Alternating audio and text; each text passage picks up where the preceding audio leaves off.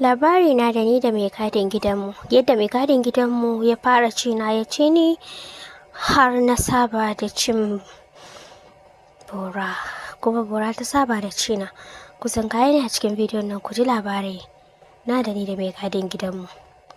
Duk da haka ba zan ce iyaye su rika kula da yanayin masu gadin gidajensu ba saboda abin da ya faru da ni.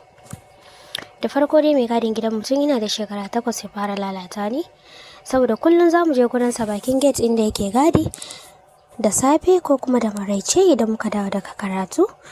Yakan ɗauka na ya saka ni akan cinyarsa yana mana wasa a matsayinsa kamar jikokinsa haka ya ɗauke mu. To magana ta gaskiya a hankali ya shiga saya mana favorite sweet ɗin mu wato abubuwa dai da muka fi so ya ci gaba da saya mana yana bamu.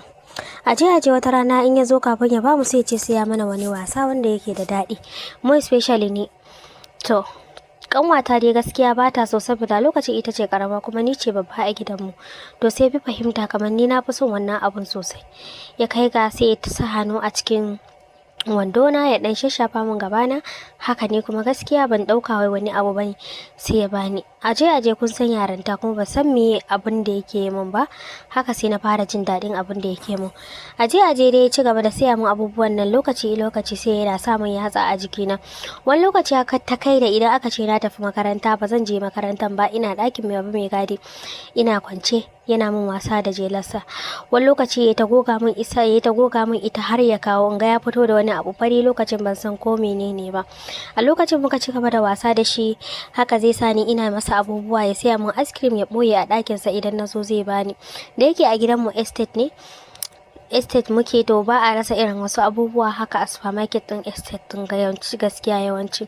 To haka dai mahaifina kuma soja ne a wancan lokacin ba zan ɓoye muku ba. To haka dai ya ci gaba da mun babu wanda kuma ya sani a gida. Wani lokaci ma zan makara zuwa makaranta ne saboda mahaifiyata za ta tafi aiki mahaifina ma ya fita baya na. Wani lokaci kan ma baya ma kasar ko kuma baya ma garin baki daya. Zan je gurin baba mai gadi na lalace yana mana wasa mu wuni yana min irin wannan wasan.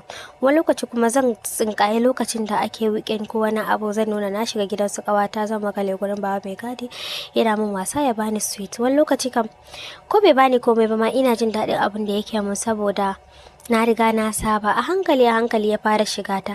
Akwai ran da muka zo muna wasa yace zai sayo min favorite abun nan ina wato biscuit da ya kawo min sai yana min wasa sai ya fara shiga na. A ranar ne ya fara shiga na ji zafi sai naga ya hankalta da abin da yake sai naga ya rage.